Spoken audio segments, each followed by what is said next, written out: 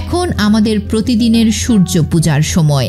বিলকিস বলেন, হে মূর্খেরা, এখনো কি তোমরা বিশ্বাস করো সূর্য উপাসনার যোগ্য? শয়তান আমাদের সম্পূর্ণ বিশ্বাসকেই আমাদের কাছে সুন্দর করে উপস্থাপন করেছিল। এই স্থান ত্যাগ করো। নবী সুলাইমান কি বলেছেন তা না শুনেই উপদেষ্টারা ভয় পেয়ে গেল এবং দ্রুত সেখান থেকে চলে গেল। প্রথমবারের মতো রানীর হৃদয়ে এক উষ্ণ সুন্দর অনুভূতি প্রবাহিত হতে লাগল। এটি যেন রংধনুর রং, যা তার অন্তরের অনুভূতিগুলোর প্রতিফলন ঘটাচ্ছিল। রানী বিলকিস উপলব্ধি করলেন এখন সময় এসেছে ইসলাম গ্রহণ করার। গভীর আবেগ নিয়ে তিনি স্বীকার করলেন তিনি এতদিন নিজেকেই ধোঁকা দিয়ে এসেছেন এবং তিনি এখন ইসলাম গ্রহণ করলেন। খুব শিগগিরই সাবার জাতির মানুষ তাদের রানীর অনুসরণ করল। তারা সূর্য পূজা ত্যাগ করল এবং কেবলমাত্র আল্লাহর সামনে সিজদা করা শুরু করল।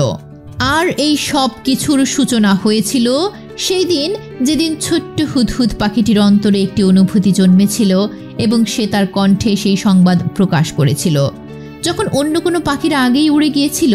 এই কাহিনী আমাদের মহাপবিত্র কিতাব আল কুরআনুল কারিমে বর্ণিত হয়েছে।